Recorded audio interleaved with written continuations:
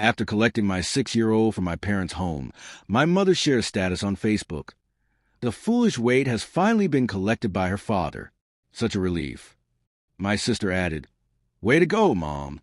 But then my father did something that left everyone stunned. Hey, Reddit. I didn't see the post immediately. I was still in the parking area, my hands trembling a little as I secured my little girl into her seat. The sun was glaring, bouncing off car windows and making my head ache. My daughter sat rigid, knees tucked up, her backpack held tightly to her like a shield. My phone began to vibrate in my pocket. Once, twice, then again. I paid no attention because all I could notice were my daughter's hands, how she kept rubbing her thumb over her fingers again and again, as if trying to vanish. "Daddy," she murmured softly, avoiding my eyes. Was I bad? Those words cut right through me. I bent down to her level, keeping my voice calm even though my heart felt scorched. "Absolutely not," I told her at once. "You have never done anything wrong." She gave a small nod, but her shoulders stayed stiff. She didn't trust what I said, and that pained me more than anything. I had come to get her early that day because something seemed off.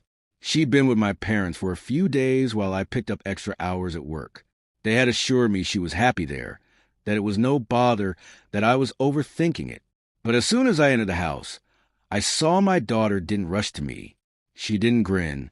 She approached slowly, gaze lowered, hands folded as if bracing for punishment. That alone made my heart sink. I got down and asked her what was the matter.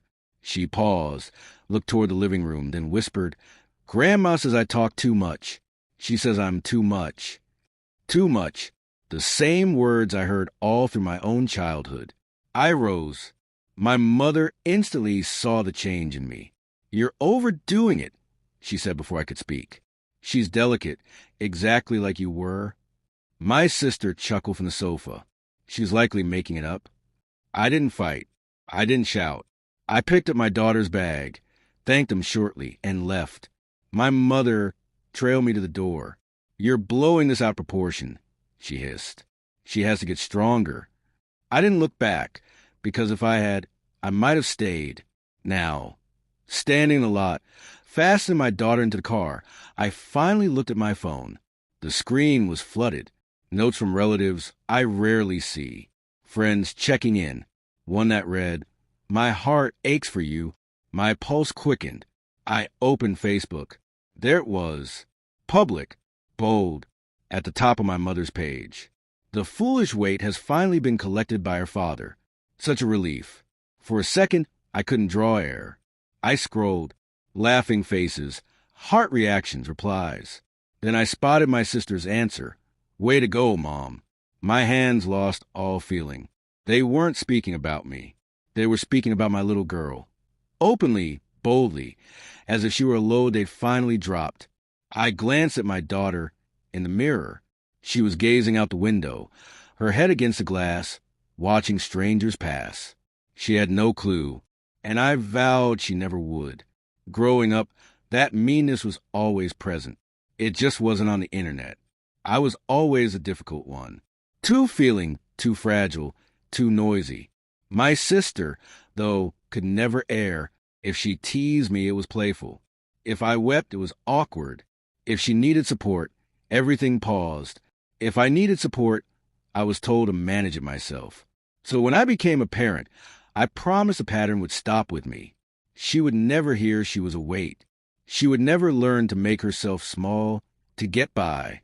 And still, here we were. I didn't reply to the post. I didn't confront. I didn't explain. I captured images. Every reply, every reaction, every laughing icon. Because quiet isn't always surrender. Sometimes it's getting ready. That night, my phone buzzed. "Dad." I nearly let it ring. Nearly. "Your mother never should have put that up," he said cautiously. I said nothing. "She went too far," he went on. "And your sister made it harder." I shut my eyes. "She named my child a foolish weight." I said softly, quiet then gentler. "I'll take care of it."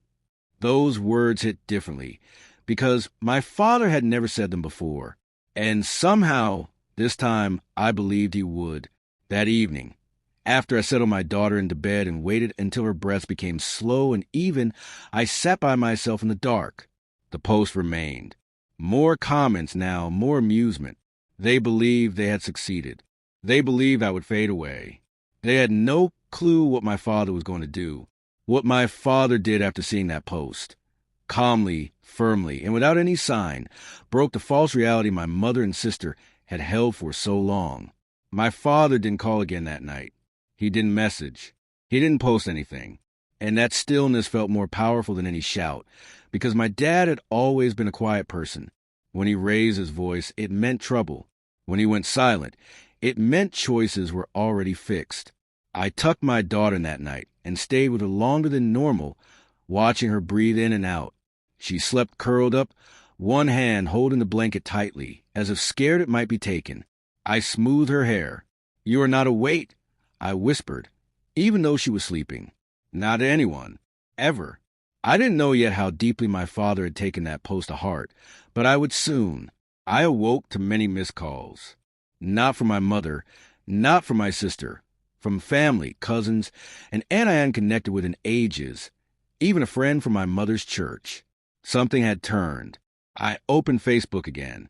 The post was still there, but the comments were different. The laughing faces had vanished. Instead, there were responses I never anticipated.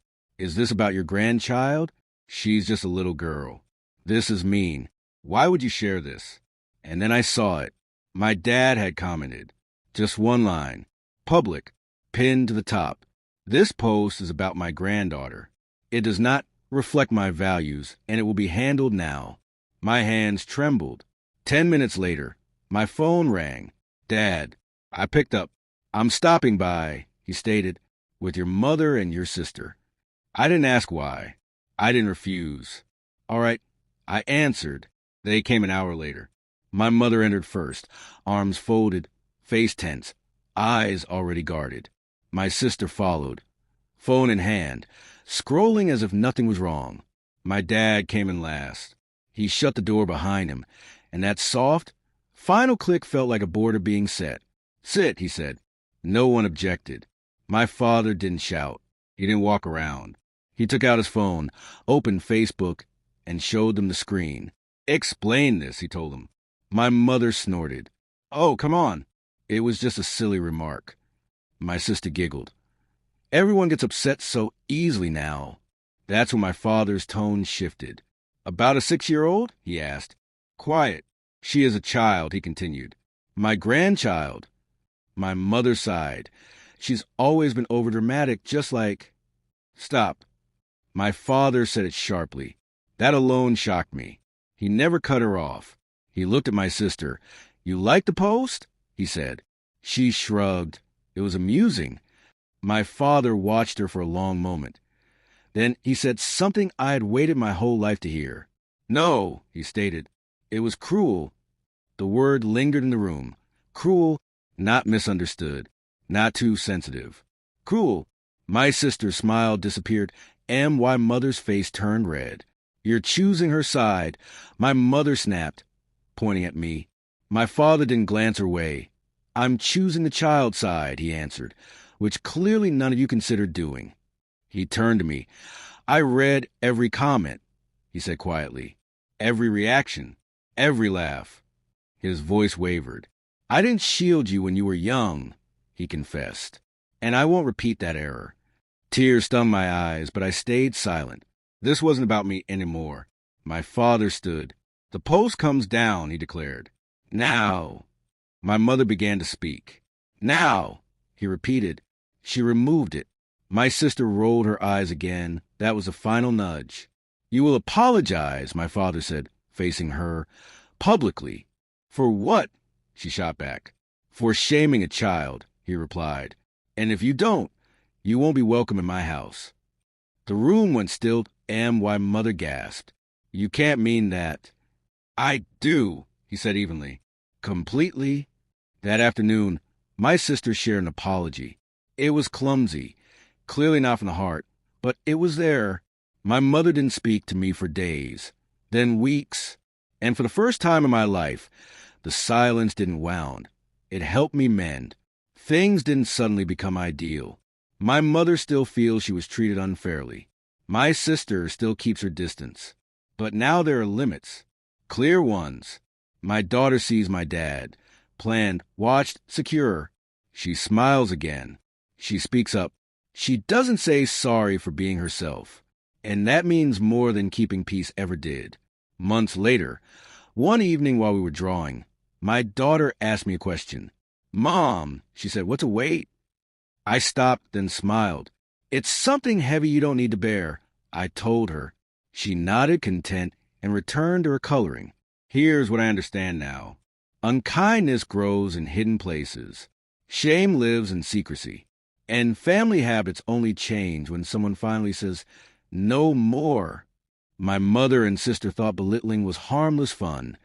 They were mistaken, because when they aimed at my child, they crossed a line that can't be undone. And for once, someone stood in the way, not with noise, not with anger, but for good. If someone makes fun of a child and calls it comedy, they've already lost their moral ground. Shielding your child might cost you family ties, but not shielding them costs much more. Sometimes the bravest choice is picking safety over what's always been done. That's all for this story. Stay with us for more moving stories. Thanks for listening.